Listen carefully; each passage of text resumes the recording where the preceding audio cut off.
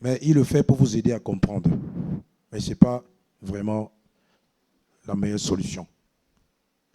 Ça va juste vous orienter, mais vous allez omettre beaucoup d'éléments. Donc je vous en prie, faites des efforts. C'est vrai, nous-mêmes, nous avons pris beaucoup d'années pour étudier cette affaire. Je sais que ce n'est pas facile et je ne vous demande pas de maîtriser en 4 jours ce que j'ai appris en 13 ans. Ce n'est pas possible. On va essayer, mais vous n'allez pas tout maîtriser aujourd'hui. Même si Joël explique en Swahili, même en Andé, vous n'allez pas tout retenir aujourd'hui.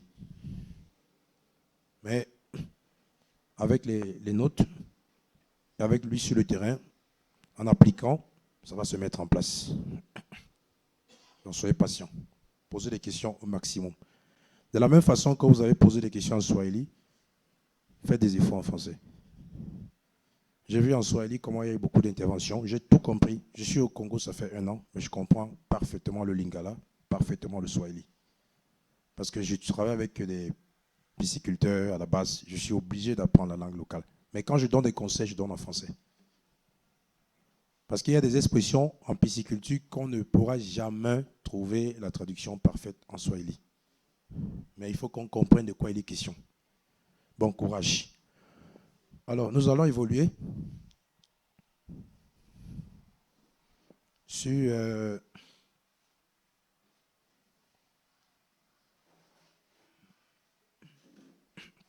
après l'ammoniac, le prochain paramètre, c'est le nitrite. Alors, le nitrite provient de la décomposition de l'ammoniac. Parce que lorsqu'on a de l'ammoniac dans le bassin, lorsque cet ammoniac est décomposé aussi, il produit le nitrite. Donc, le nitrite aussi, comme vous voyez, on dit c'est toxique pour les poissons. De la même façon qu'il est destructeur autant pour moi, comme l'ammoniac en amont. Et il est encore plus dangereux parce que vous voyez les concentrations. L'ammoniac encore, on était à 1 milli, mais celui-ci c'est 0,1 ou 0,6 maximum. Donc nous n'allons pas entrer dans son développement parce qu'il se comporte comme l'ammoniac, mais un peu plus toxique. Donc c'est les mêmes méthodes de correction que vous utilisez pour l'ammoniac que vous allez utiliser pour le nitrite. C'est pourquoi c'est précisé là-bas. Idem aux mesures de traitement de l'ammoniac. Pour dire, vous traitez ce paramètre de la même façon que vous avez traité l'ammoniac, notamment réduire l'utilisation excessive de la matière organique, éviter de gaspiller les aliments, réduisez la densité de mise en charge ou contrôler la densité de mise en charge de votre bassin. Donc, tout ça dans le but de réduire la matière organique. Donc, c'est les mêmes traitements.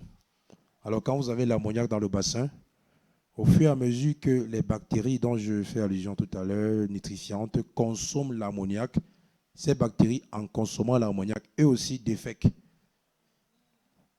la déjection de ces bactéries-là qui constituent le nitrate. Mais le nitrate est beaucoup trop toxique. Qui vient après le nitrite. C'est la prochaine étape.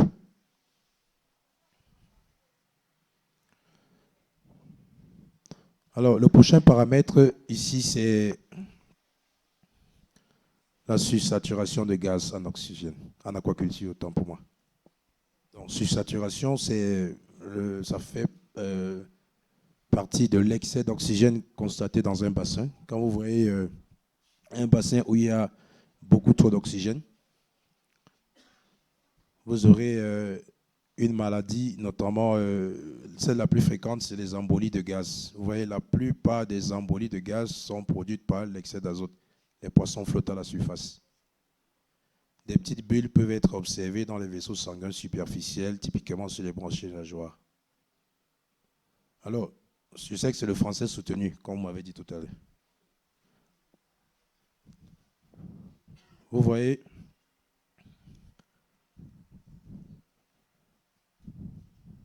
le gaz, si vous êtes dans une pièce où il y a du gaz, même à la maison, quand vous utilisez du gaz domestique pour la cuisine, Quand vous oubliez de fermer la bouteille de gaz, il y a une odeur qui étouffe, qui est toxique pour vous-même. Alors, dans l'environnement aquatique aussi, il y a du gaz.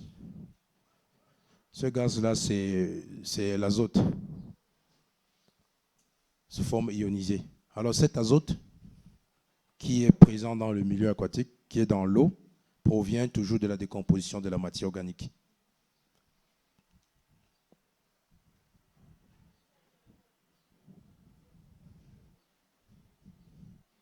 Alors, vous allez voir à un moment donné, vous regardez votre bassin, vous constatez qu'il y a des bulles qui se forment à la surface, plusieurs bulles, et qui n'éclatent pas. Parce qu'une bulle, en fait, à la surface doit éclater. Quand il y a la bulle qui se forme, elle éclate après quelques secondes. Mais vous allez voir, il y a des bulles qui se forment à la surface, des bulles d'eau. Des bulles. Ça reste à la surface et puis ça n'éclate pas. En multitude. Ça, c'est la présence d'azote. C'est ça qu'on appelle des embolies. De gaz. Ça tue les poissons. La solution immédiate, l'aération. Vous voyez, si quelqu'un parmi vous a déjà fait l'élevage des tilapias dans des bacs au sol, il vous partagera ses difficultés, notamment la croissance, l'oxygène. Parce que l'élevage dans des bacs au sol de tilapia nécessite un aérateur pour l'oxygène. Sinon, il n'y aura pas de résultat à cause de la sursaturation de gaz.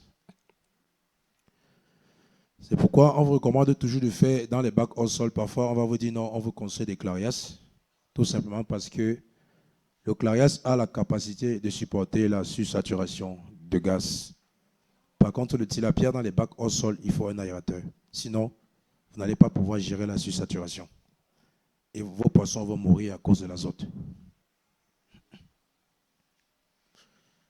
Regardez bien autour de vous. Vous voyez des expériences.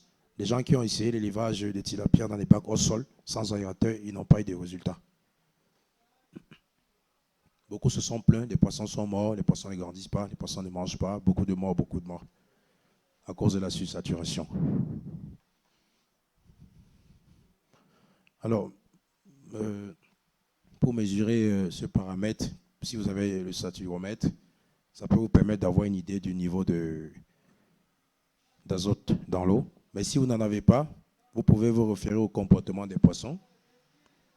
Quand les poissons ont tendance à chercher tout autour de vous en créant des bulles à la surface, en ne pas mangeant, et vous constatez qu'il y a des bulles d'air à la surface. Je vous ai dit des bulles, c'est comme, vous voyez, c'est visible, vous voyez souvent des bulles d'eau qui flottent à la surface. Vous avez l'impression que c'est de la mousse. Voilà, c'est ça, à l'excès. Donc c'est un indicateur qui peut vous permettre d'anticiper. Mais déjà à la base, si vous avez l'intention de faire l'élevage des tilapias dans des bacs au sol, que ce soit des bâches ou du béton, prévoyez un aérateur. Mais si vous non, vous allez absolument passer par là, par cette difficulté. Oui, monsieur.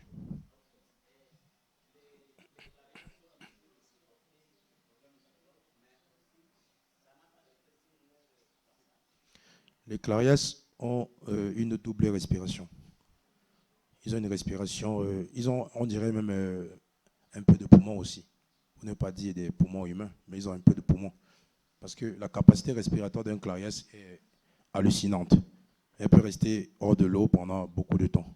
Une demi-journée, parfois même une journée, dépendamment de l'âge.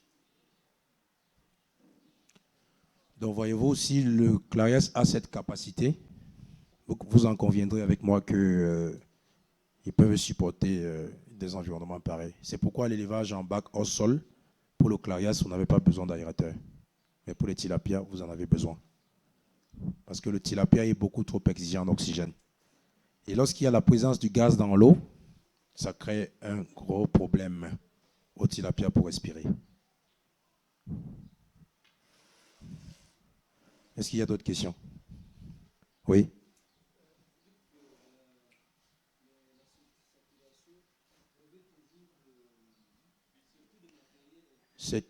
La sursaturation, c'est toujours une conséquence de l'ammoniac, du nitrite, du nitrate. Parce que sursaturation, c'est l'excès d'azote. L'azote, c'est N. L'ammoniac, c'est NH3. Le nitrate NO2, nitrite NO3. Donc tout ça, c'est NNN. Matière organique. Tout ça, c'est pareil.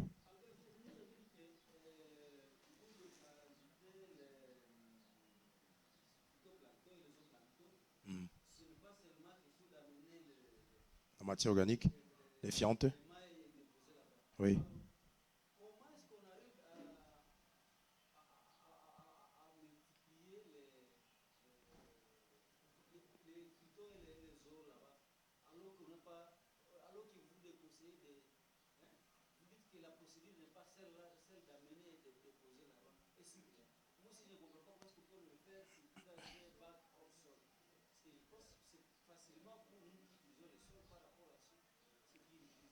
Donc votre question, c'est quoi? Qu'on ne devrait pas utiliser la matière organique dans des bacs au sol, si je comprends bien. C'est ça, votre question? Comment on peut faire utiliser un bac au sol? Avoir un impact?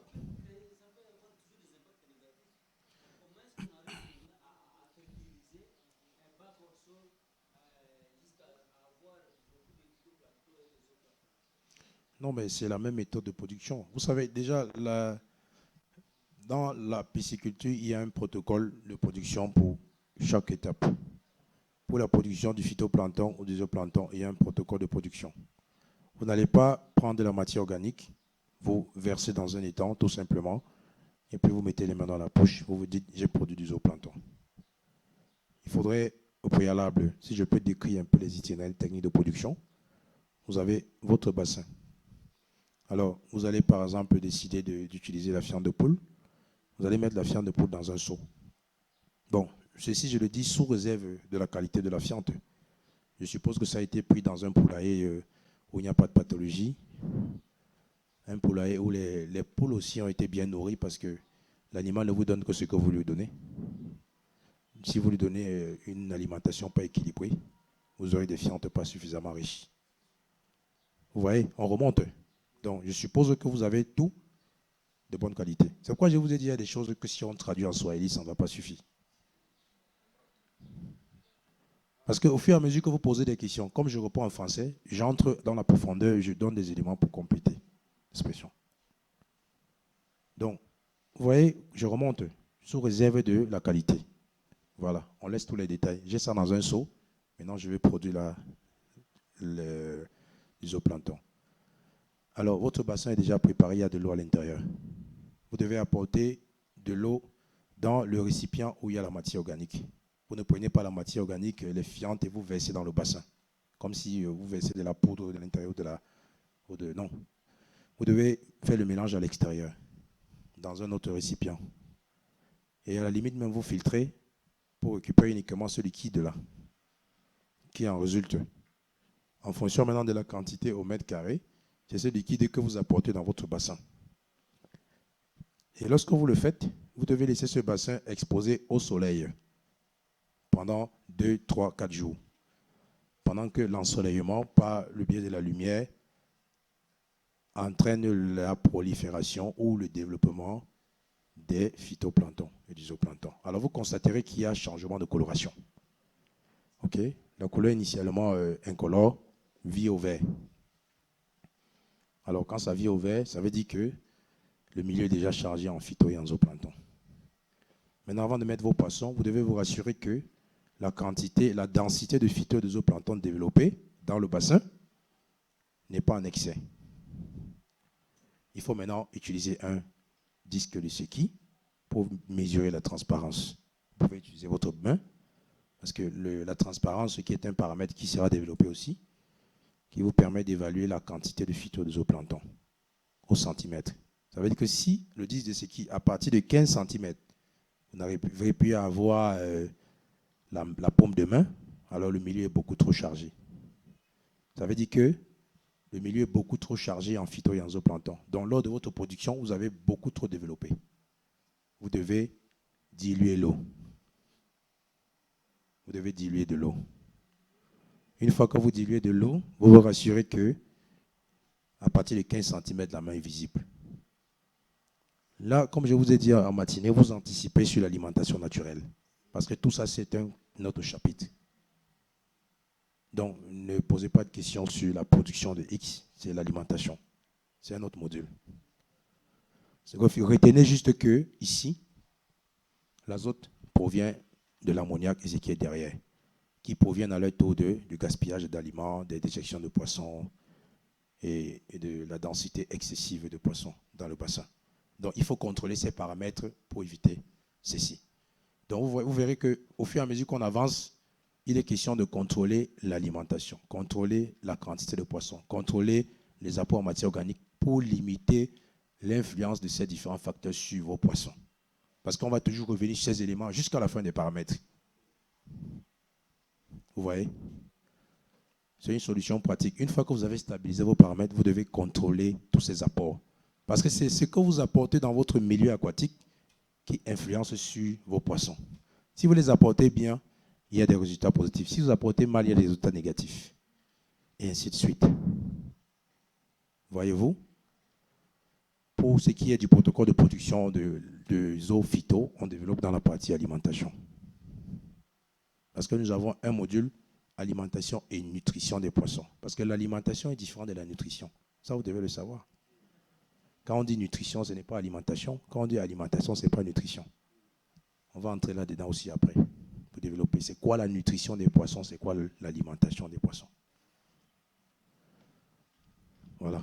Donc, si ça c'est compris, bon, ça c'est visible dans un étang, comme je disais d'ailleurs. Quand vous venez parfois, vous verrez, comme s'il y a de la mousse qui traîne un peu à la surface, ou des bulles de gaz qui n'éclatent pas à la surface.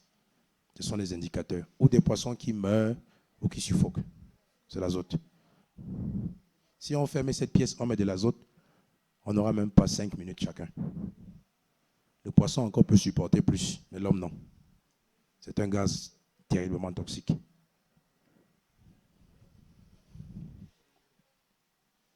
Alors, le prochain paramètre, ce sont les solides. Les solides en aquaculture. Alors, qu'est-ce que nous entendons solides? Vous voyez, par exemple, mon ami, vous vous appelez comment? Ah, l'inspecteur. Ah oui, on en parlait. Désolé, hein, je vous avais déjà... vous vous rappeliez, vous parlez tout à l'heure de la compostière. Lorsque vous versez les déchets de cuisine dans le milieu de l'élevage, parmi ces déchets, il peut arriver qu'il y ait des pots de manioc, manioc non utilisé, bananes, machin et tout, que vous mettez dans votre compostière. Alors ça aussi, c'est délicat. Les solides en aquaculture. Vous voyez? Les déchets solides influent sur l'efficacité de tous les autres processus unitaires dans le système de recirculation. Ils sont une source importante de la demande d'oxygène carbonaté. Alors je m'explique. Quand vous apportez tous ces éléments dans le bassin, si je explique, laissez d'abord ce qui est là-bas parce que c'est technique. Si vous prenez les déchets de cuisine, les trucs non consommés et tout, vous versez dans l'eau pour que les poissons mangent. Les peaux d'avocat, les avocats pourris, des trucs comme ça. Alors quand ça va dans le bassin, ça va au fond, ça prend du temps pour se décomposer. Déjà, vous n'avez pas évalué la quantité de déchets que vous apportez. Est-ce que la quantité de déchets est supérieure ou inférieure au volume d'eau disponible? Si la quantité de déchets est supérieure au volume, ça veut dire que la quantité d'ammoniac qui sera produit par ces déchets va dépasser le volume de votre eau et ça va tuer vos poissons. Mousset, vous avez compris? Vous êtes avec moi? Parce que si vous apportez 5 kg de déchets de cuisine solides, vous allez mettre dans l'eau.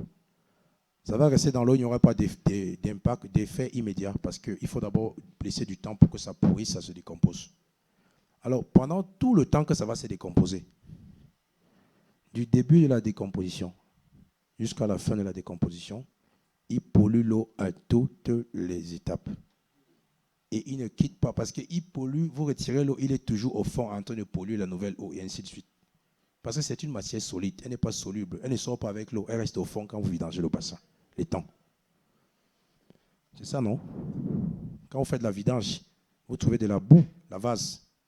Alors dans cette vase-là, il y a des déchets en décomposition de l'ancienne production qui restent toujours là-bas.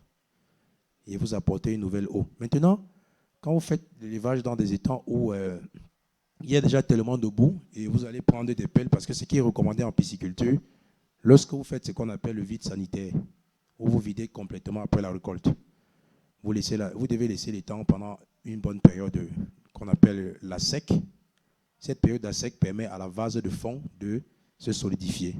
Et maintenant, vous êtes supposé, avec des pelles en principe, retirer cette vase complètement avant de relancer le prochain cycle de production. Et parfois, cette vase-là peut être utilisée si vous avez un champ à côté pour fertiliser les tomates ou les salades, parce que ce sont des solides constitués de boue qui sont riches en nutriments et qui peuvent enrichir votre jardin. Alors, quand vous ne retirez pas ça, vous laissez dans l'étang. Sachez que la nouvelle eau que vous apportez vient trouver des solides qui sont déjà en place, qui ont déjà de la matière organique en eux, qui vont toujours polluer la nouvelle eau. Et ainsi de suite, vous ne résolvez pas la question. Monsieur, vous comprenez maintenant?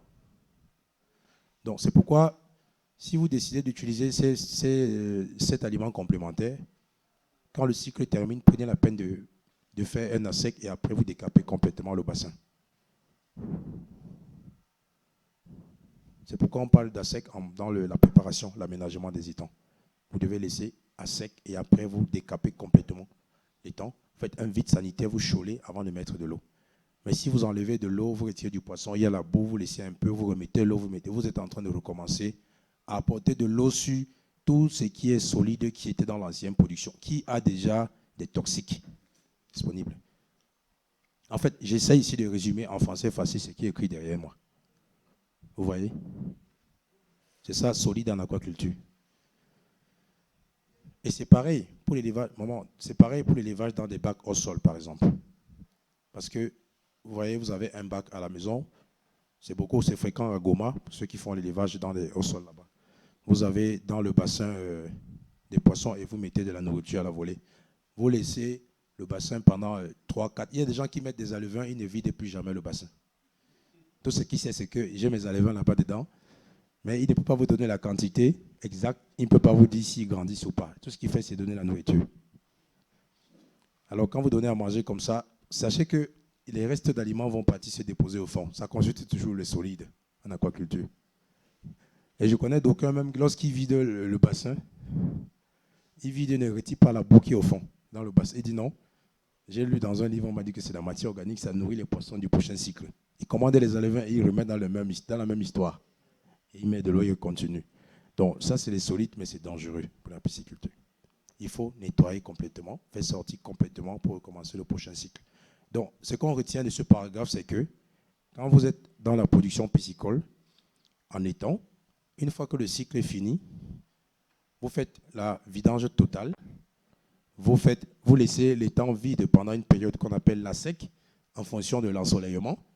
Ça peut être de 3 à 1 semaine, 3 jours à 1 semaine, pour que l'étang sèche correctement. Et après, vous devez faire ce qu'on appelle l'opération de curage. Pour ceux qui ont déjà lu dans des livres, on parle de curage, le curage. C'est-à-dire retirer la vase qui est au fond de l'étang avec des pelles et les mettre sur des digues. Ou si vous avez des champs, vous pouvez les utiliser pour fertiliser des champs comme engrais, parce que c'est riche en engrais. Et maintenant, après cette opération, vous devez laisser l'étang au soleil pendant encore quelques jours, le temps que ça sèche. Et vous aspergez de la chaux, soit en poudre ou humidifiée, pour désinfecter notamment des œufs qui peuvent s'y retrouver ou des crapauds ou grenouilles qui se sont cachés. Et après, vous faites la mise en eau. Vous aurez évacué tout ce qu'il y a comme solide. Je pense que ça va. Ok, merci.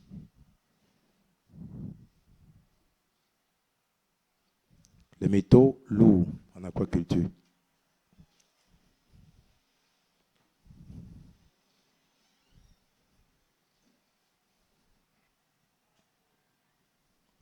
Alors, quand nous parlons de métaux, vous faites l'élevage en hors sol, vous utilisez des raccords, des tuyaux galva et non des tuyaux plastiques. C'est une erreur d'utiliser des tuyaux galva pour l'alimentation en eau. Parce que les tuyaux galva, c'est le métal.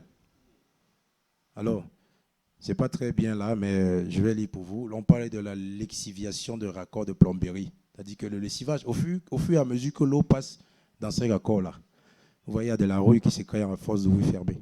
Cette rouille-là est conduite du robinet pour le bassin. C'est ça qui apporte du métal dans le bassin. C'est dangereux pour la pisciculture. Parce que les poissons vont consommer ce métal et ça va constituer avec le temps une bioaccumulation qui aura un effet indésirable sur la croissance. Aussi, pour ceux qui exploitent les marécages, vous devez faire attention avec les marécages parce que dans le marécage, vous allez remarquer parfois qu'il y a la présence de rouille. La rouille, oui, la couleur rougeâtre que vous voyez parfois, un peu comme si c'était de l'huile aussi, qui traîne au niveau des bordures de la boue là, c'est de l'oxyde de fer. Alors cet oxyde de fer, tout naturellement, le fer qui dit métal. Alors c'est aussi très délicat pour la pisciculture. Mais j'ai remarqué dans la zone de Lubero, Moussénéné, les gens utilisent beaucoup de marécages pour faire les étangs. Ils exploitent les bas-fonds qu'ils aménagent, faire des étangs. Donc l'oxyde de fer, c'est délicat. Ça aussi un gros problème sur la productivité. Tant productivité des espèces aquatiques animales, notamment le poisson et les zooplanctons, et végétal, le phytoplancton. Donc, en résumé, c'est ce que ce paragraphe signifie.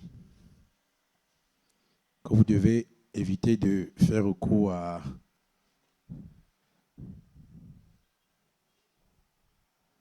ce type de raccord. Aussi, parfois, lorsque je parle de ruissellement des précipitations, la pluie ou vous êtes peut-être à côté d'une exploitation où on produit des trucs avec des engrais. Alors, le lessivage avec la pluie qui part de l'exploitation en amont où on a sémé des cultures précises. Et cette eau est drainée par ruissellement jusqu'à vos étangs. Ça peut aussi apporter beaucoup de problèmes. Donc le choix d'un site aussi est important pour éviter des cas pareils. Alors, ma soeur, vous m'excusez, vous vouliez poser une question? Déjà? Ah ok, merci. Donc, les métaux ne viennent que soit de l'oxyde de fer, soit des raccords métalliques que vous utilisez pour la tuyauterie, ou encore, si vous-même volontairement vous jetez des morceaux de fer dans vos bassins. Je ne sais pas. Ça peut aussi être un problème. Ou bien, à défaut, vous faites recours à beaucoup de produits parce qu'il y a des gens qui vous vendent aussi des choses que vous achetez. On va vous dire, non, ça c'est un produit que si tu mets dans le bassin, là, non, c'est un bidon, c'est à Gourvette, ça fait grossir vite, ça fait ceci, ça fait ça. Non, ça permet d'engraisser le poisson, ça fait ça vite. Vous achetez des produits que vous ne connaissez pas, vous versez dans l'eau et puis après, ça constitue des problèmes aussi. Parce qu'il y a des produits chimiques qui contiennent aussi des métaux. Et à force de consommer, ça apporte autre chose. Donc c'est aussi une source possible qu'on peut rencontrer dans un étang.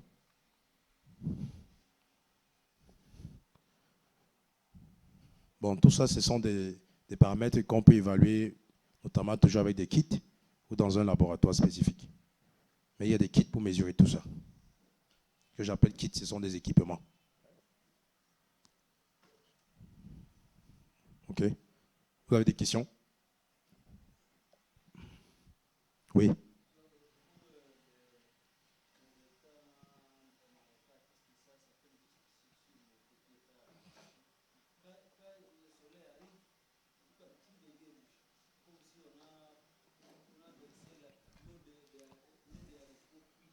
Oui, vous savez, la rouille s'accélère avec la chaleur.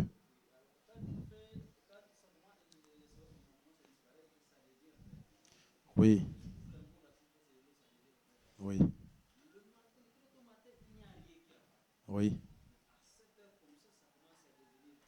Oui, c'est. Vous avez compris, ok.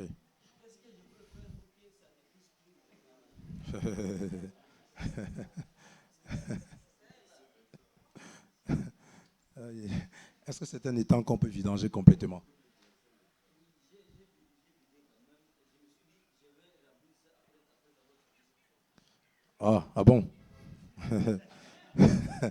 ça sera un test pour vous. Non, mais c'est bon, oui, c'est intéressant. Donc, vous comptez vidanger complètement. Dans une semaine, il n'y a pas d'eau dedans actuellement. C'est de la sec totale. Alors là, c'est un bon exercice pour vous.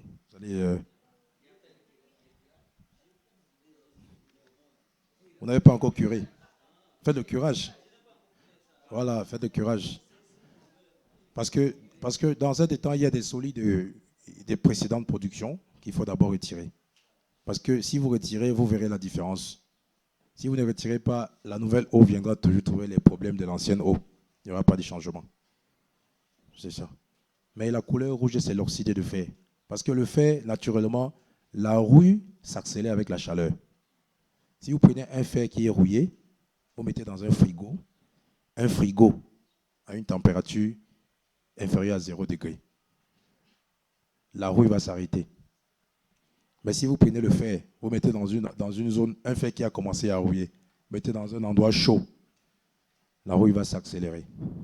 Donc quand il y a déjà de la rouille, l'oxyde de fer qui est au-dessus de votre eau, en présence du soleil, la rouille s'accélère. C'est pourquoi quand il y a un soleil un peu, le milieu est totalement rouge. Et lorsque le soleil est parti le soir, la rouille qui reste là aussi s'apaise. C'est ça la conséquence. Donc vous allez retirer les solides et puis réessayer pour le prochain cycle. Vous verrez la différence. Est-ce qu'il y a d'autres questions sur les métaux?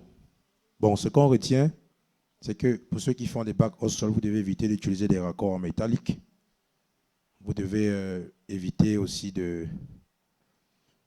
d'utiliser des produits sans vous rassurer qu'il n'y a pas de métaux dans les éléments qui constituent. C'est très important.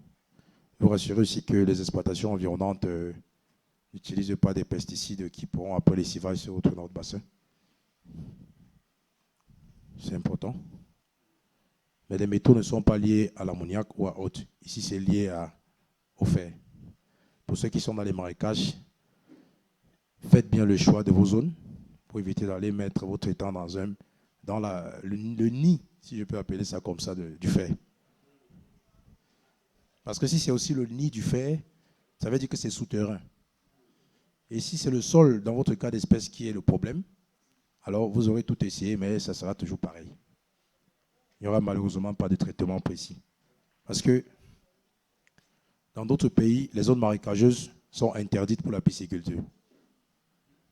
Oui, je vous dis.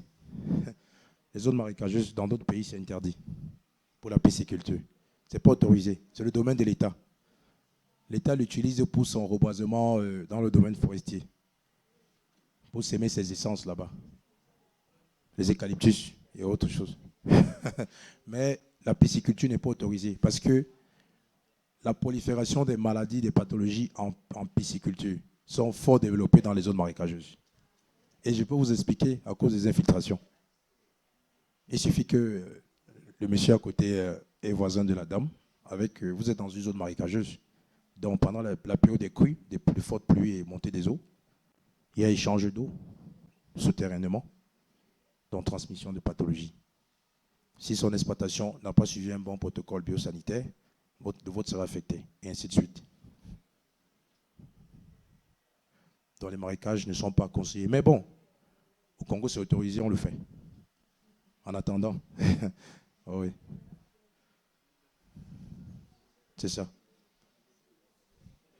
Alors, un autre paramètre que tout le monde connaît très bien, que tout le monde apprécie d'ailleurs, l'oxygène. Tout le monde aime l'oxygène parce que c'est ça qui nous maintient en vie aussi. Donc, tout naturellement, on doit avoir de l'oxygène dans un bassin pour que le poisson respire. S'il n'y a pas d'oxygène, il n'y a pas de vie.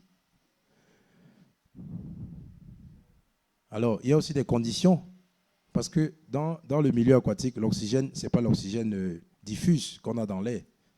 Là-bas, c'est l'oxygène dissous. L'oxygène dissous n'a rien à voir avec l'oxygène qui est diffusé dans l'air. Donc ici, on dit, dans le milieu aquatique, l'oxygène dissous dépend essentiellement de la photosynthèse. C'est quoi la photosynthèse? On développe la photosynthèse depuis le matin. On a dit le soleil qui va apporter de la lumière qui vient avec la chaleur, qui va aller frapper sur l'eau, aller jusqu'au fond, et en allant au fond, ça va rencontrer les déchets d'aliments qu'on n'a pas consommés. Cette chaleur va faire décomposer ces déchets d'aliments rapidement. Et cette décomposition-là, c'est la photosynthèse. Parce que quand ça se décompose comme ça produit de l'oxygène. C'est ça, non? Hein? Monsieur, c'est ça qu'on a dit. C'est bon? On a ce qu'il y a? C'est comme ça qu'on dit. Oui. Je disais que j'étais en train de donner la définition de la photosynthèse. Parce qu'on a dit ici que dans les temps, ici nous sommes avec l'air. L'oxygène que nous avons ici, ça vient de l'air. Dans le milieu terrestre, on encourage les gens à planter des arbres. On lutte contre la déforestation. Parce que l'oxygène que nous consommons provient des arbres, là, de l'environnement. Moi, chez moi, dans ma petite maison que j'ai construite, tout autour, j'ai créé des jardins partout, avec des arbres fruitiers partout, des arbres, un jardin de détente pour produire de l'oxygène. Parfois, vous avez envie de prendre de l'air, vous pouvez vous asseoir à l'extérieur, et puis vous voyez l'air frais. Quand vous allez en campagne, ce n'est pas identique à ce que nous respirons ici actuellement. Alors, l'air que nous avons dans l'environnement, dans lequel nous vivons, dépend de tout ce qui est autour là, les arbres. Alors, dans l'eau, comment est-ce qu'on parvient à avoir cet air aussi dans l'eau? Ça provient d'une réaction que nous appelons la photosynthèse. Vous savez ce qu'il y a? Alors, cette photosynthèse vient du soleil. Le soleil, quand ça brille comme ça va frapper sur la surface de l'eau. Et quand le soleil est très fort, les reflets de ce soleil vont jusqu'au fond. D'accord? Et le soleil, c'est comme le feu. Alors, ça va brûler tout ce qu'il y a comme matière organique au fond de l'eau. Et quand ça brûle, cette matière organique, ça produit de l'oxygène. C'est un phénomène naturel qui vient de Dieu et non des hommes. C'est la seule source d'approvisionnement en oxygène dans l'eau. Et l'oxygène qui est produit, suivant ce mécanisme, est appelé oxygène dissous. Il est dissous parce qu'il n'est pas visible, pas palpable. Il est dans l'eau. C'est comme ça que l'oxygène est produit en aquaculture. Maintenant, quand vous voyez, on dit en jaune là-bas, en l'absence de végétation enracinée, plus l'eau est fertile, plus le phytoplancton est dense en concentration, plus la pénétration de la lumière est faible et plus les niveaux photosynthétiques sont faibles. Alors, voici ce que ça signifie en français. Lorsque vous produisez beaucoup de phytoplancton, parce que vous allez apporter beaucoup de matière organique dans le bassin, vous versez les fientes, vous versez tout. Alors, le soleil fait son travail de décomposeur. Il va décomposer. Vous aurez beaucoup d'oxygène en journée. Et dans la nuit, quand il n'y a plus d'oxygène, tout le phytoplancton et les zooplancton que vous avez produit se retrouve le soir en train de bagarrer avec les poissons. Maintenant, il va réduire l'oxygène, d'un. De deux, il va réduire la densité. Vous voyez, en l'absence de végétation, plus l'eau est fertile, plus le phytoplancton est dense. Quand il y a beaucoup de phytoplancton dans l'eau, ça veut dire que le milieu est assez fertile. Mais cette fertilité-là a des conséquences négatives sur l'oxygène. Parce que le soir, il devient des compétiteurs avec le poisson. Si vous voyez beaucoup de phytoplancton dans l'eau, ça veut dire que le milieu est suffisamment riche en nutriments. Parce que les plantes mangent les engrais pour grandir. Donc s'il y a beaucoup de plantes aquatiques dans l'eau, ça veut dire qu'il y a beaucoup d'engrais dans l'eau. Donc réduisez l'apport en matière organique pour pouvoir contrôler la quantité de phytoplancton. Et si vous contrôlez la quantité de phytoplancton, vous contrôlez par conséquent le niveau d'oxygène.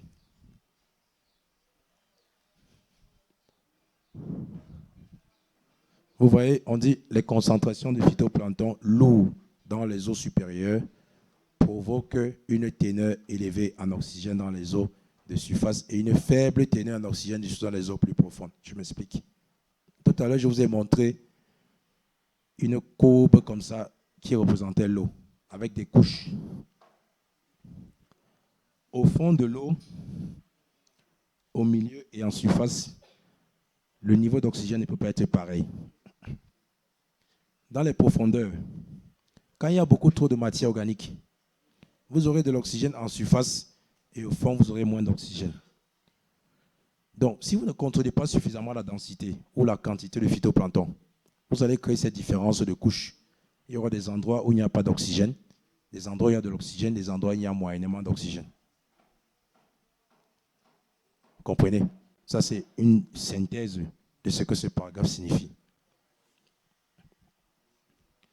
Vous voyez, parce que si vous lisez tout ce qui est derrière et vous n'écoutez pas les explications, ça sera du français lourd. Vous direz, ah, ça c'est pour former les docteurs, comme vous avez dit tout à l'heure. Parce que, généralement, ce que j'explique, en fait, c'est une interprétation simplifiée de ce qui est écrit derrière. Mais vous verrez qu'on tourne autour de la même question, la gestion de la matière organique. C'est ça, n'est-ce pas? Est-ce qu'il y a des questions? Oui.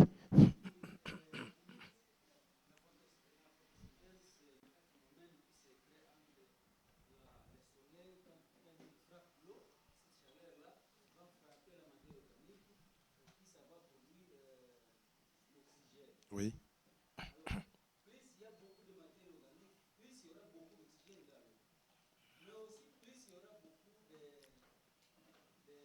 Matière organique, phytoplancton, oui.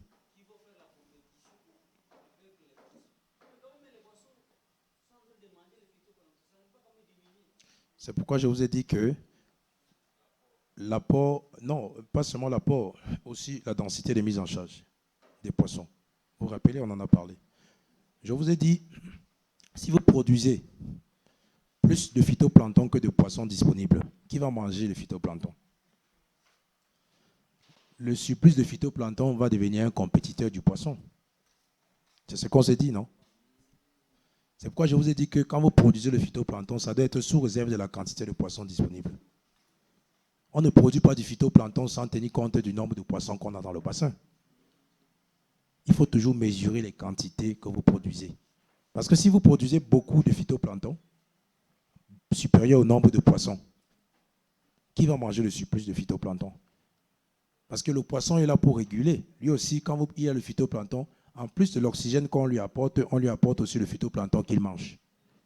Mais si la quantité de poisson est inférieure à la quantité de phytoplancton que vous développez, qui mange le surplus de phytoplancton? Il devient un compétiteur. Donc, il faut toujours réguler les apports en matière organique pour contrôler toute la chaîne. Bien. Ça serait tout pour aujourd'hui. Est-ce qu'il y a des questions sur l'ensemble de la journée? Sinon, nous allons clôturer la séance. Des questions de façon ramassée sur tout ce qui a été dit aujourd'hui? Si oui, allez-y. Merci.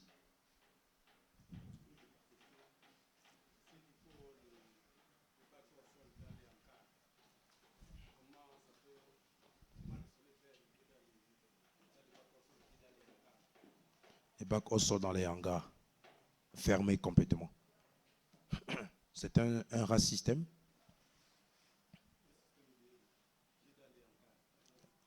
Est-ce que c'est un RAS? Quand je dis RAS, c'est-à-dire, si vous décidez de faire la pisciculture dans un hangar, ça veut dire que c'est un système fermé, dont la température est maintenue à une valeur précise. C'est ça? Donc là, votre température est à combien? Oui. Combien? 25 degrés. Maintenu 24 sur 24, 7 sur 7, 30 sur 30. Je vais dire, parce que lorsque je parle de système fermé, un bassin dans lequel vous pouvez stabiliser la température à une valeur précise. Si c'est 25, c'est 25 jusqu'à la fin du projet. Avec des résistances chauffantes. avec compteur. C'est là, c'est réglé à 25, c'est branché de 25 du début de la production jusqu'à la fin du projet. Alors, si vous pouvez maintenir ces conditions de température, d'accord, pendant tout le projet, vous n'avez pas besoin que votre étang soit dans le soleil, parce que vous apportez suffisamment de chaleur et vous la maintenez. C'est pourquoi je parle de système fermé. Mais si c'est dans un hangar, et c'est comme ça, juste dans un hangar, pour que vous avez construit et tout, pas d'ensoleillement et tout, c'est pas bon. Il faut un peu de soleil. Si vous n'avez pas de soleil, apportez de la chaleur. Les systèmes de production que nous faisons dans des enceintes closes, tous les paramètres sont contrôlés et stabilisés. On n'a pas besoin de courant d'air. En fait, on n'en a même pas parce qu'on est dans une enceinte. Alors, on a un aérateur. On n'a pas de soleil parce qu'on est dans une enceinte close. Alors là, on a des thermos chauffantes qui permettent de chauffer l'eau du système. On n'a pas autre chose, peut-être un filtre. On n'a pas d'eau qui vient de l'extérieur. Vous voyez, on a un système de filtration, un biofiltre qui est installé, qui permet d'utiliser l'eau et réutiliser. Donc, on peut dire que si vous maintenez votre système d'élevage dans un enclos, une enceinte hermétiquement fermée, sans que les éléments naturels, notamment le courant d'air, l'ensoleillement, n'impactent là-dessus, alors c'est un problème aussi. Comment vous allez produire le phytoplancton sans température? Parce que le rôle du soleil, en réalité, c'est la chaleur qu'il apporte pour décomposer la matière organique. Mais si vous pouvez maintenir cette chaleur dans le bassin avec les thermos chauffantes, même sans le soleil, cette chaleur que vous produisez va décomposer la matière organique pour vous. Et même sans soleil, vous pouvez produire du poisson. Vous voyez? Mais si vous allez dans une zone comme l'Obéro où il pleut 90% par année, là, 90 mois sur 12 mois, il pleut à l'Obéro beaucoup. Le climat est assez froid. Comment vous ferez? Une autre question? Il n'y a plus de questions. OK. Pas de questions. Bonne question. Bon, là, je considère que vous avez tous compris. Oui.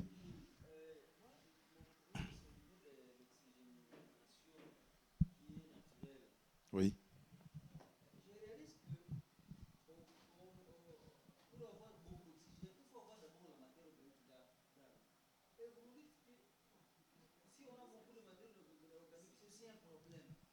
Monsieur, c'est pas compliqué. Vous dites des trucs que vous comprenez vous-même. On vient d'en parler. Je vais encore parler de ça. C'est la décomposition qui produit l'oxygène en journée. Mais n'importe, c'est pas parce que ça produit l'oxygène que vous devez mettre tous les sacs disponibles sur le marché dans les temps. Parce que ça apporte l'oxygène, vous allez mettre 50 sacs. Parce que vous voulez beaucoup d'oxygène. Non. Oui.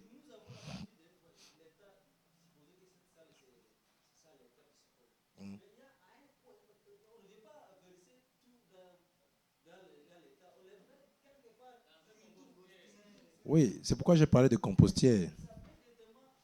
Oui. C'est pourquoi j'ai parlé de compostière. Oui, monsieur. Attendez.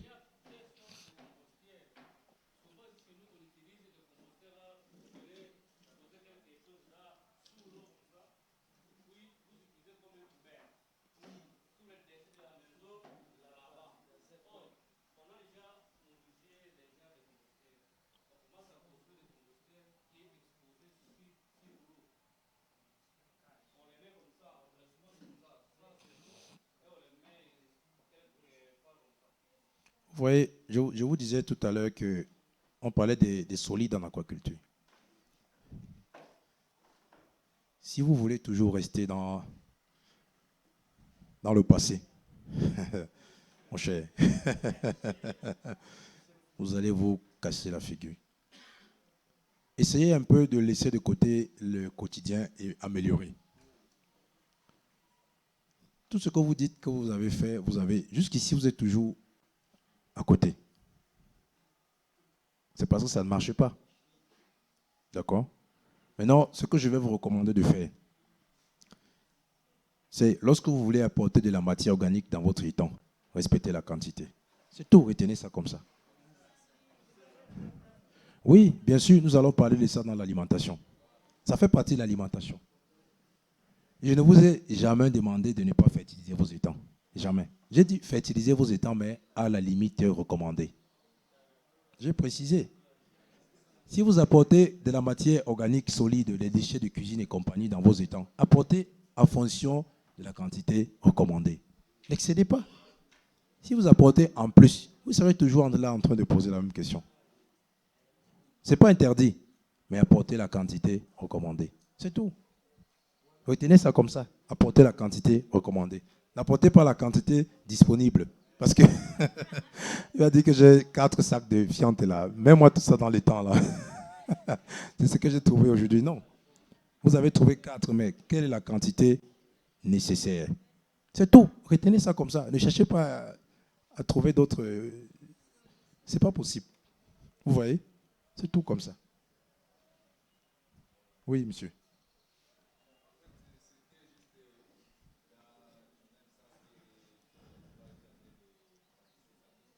Oui.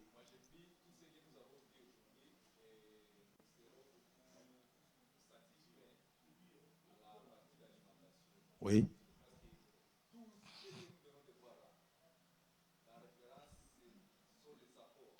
Oui. Oui.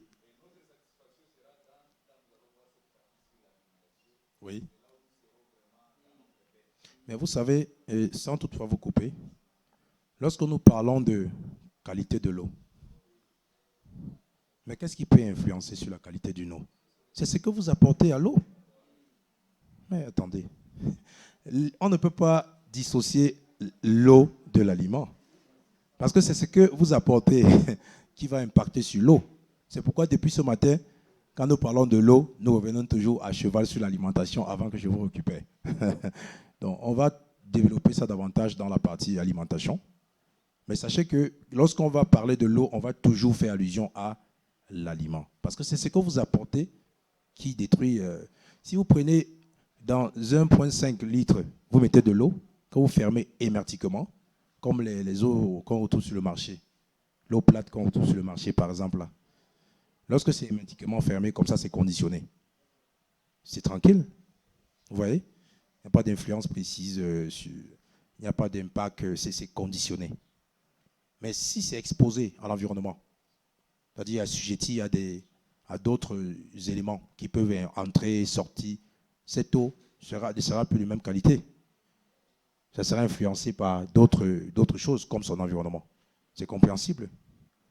Donc, si vous avez une eau qui est saine, je suis allé au laboratoire faire des tests, voilà ce qu'on m'a donné comme paramètre. Ça. Les valeurs sont vraiment correspondantes pour la pisciculture. Je vais faire un projet là-dessus. Ne vous dites pas que c'est définitif parce que ces valeurs vont commencer à varier quand vous allez apporter des inputs. Comme vous, par exemple, quand vous allez commencer à verser vos fumiers à quantité souhaitable, vous allez impacter sur l'eau. Quand vous allez vous commencez avec des aliments aujourd'hui, de bonne qualité, et après sur le coup, vous dites, bon, j'ai plus d'argent pour acheter des aliments, vous basculez sur des feuilles de manioc ou je ne sais pas quoi, ou des feuilles de taro, vous apportez, et puis ça va influencer également sur l'eau. La pisciculture, c'est, je vais faire un projet de pisciculture. J'ai quel budget? Dans ce budget, il y a quelle proportion qui sera affectée à l'infrastructure? Il y a quelle proportion qui sera affectée aux semences? Il y a quelle proportion qui sera affectée à l'alimentation? Quelle proportion à l'expertise? Quelle proportion pour la commercialisation? Pour les aliments, c'est telle proportion. Voici le poste de dépenses. Vous le budgétisez, il est disponible. À la limite, même faites le stock pour les aliments, pour tout le cycle du projet. Parce qu'une fois qu'il y a rupture, mon cher, le poisson il n'attend pas comme l'homme. Vous faites 1, 2, 3, 4, 5 journées sans manger, vous êtes en train de jeûner. Mais le poisson, ce n'est pas le cas. Tout ça, on va développer un peu plus bas. Mais sachez que c'est possible. Est-ce qu'il y a d'autres questions? La séance est déjà levée. Hein, pour ceux qui restent et ceux qui ont des questions. Il n'y a pas de problème. Oui.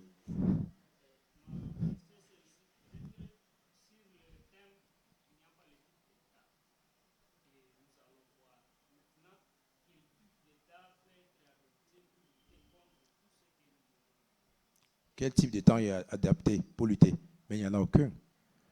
Dans tous les types de temps, il faut toujours faire le même processus. Vous savez, l'aquaculture est très vaste comme science. Et le temps que nous avons est assez limité pour développer toutes les thématiques. Vous voyez? Donc, de façon brossée, on essaye de parler un peu de deux modules. Mais faire un choix spécifique du type de temps ou d'infrastructure pour pouvoir pallier à tout ça, ce n'est pas possible. Vous n'allez pas penser que si vous êtes dans l'élevage des cages, vous n'avez pas le même problème. Si vous voulez, je développe un peu pour les cages. Vous voyez? Lorsque vous voyez de l'eau, c'est un coup d'eau, c'est une rivière, la plupart, le seul paramètre qui regarde, c'est la profondeur. Oh, comme c'est un point qui est profond, là, je peux mettre une cage. C'est une erreur. Sachez que les conditions relatives au choix d'un site pour une cage ne se limitent pas à la profondeur. Il y a beaucoup d'autres paramètres. Déjà, il faut tenir compte de tout ce qui est derrière moi là-bas. De la zone où vous voulez installer la cage. Avant d'ajouter à ça les paramètres bathymétriques, notamment le courant d'air qui passe, la pluviométrie, la climatologie. Vous voyez? Donc, plus vous changez même le type d'infrastructure, plus vous rencontrez d'autres problèmes. Mais de façon générale, tout ceci est applicable dans tous les systèmes de production. Même à l'écloserie, c'est ce qu'il faut faire. Vous comprenez? Est-ce qu'il y a encore des questions? Un peu de questions. Alors là, merci et bonne soirée. Demain, 8h00. 00. Merci.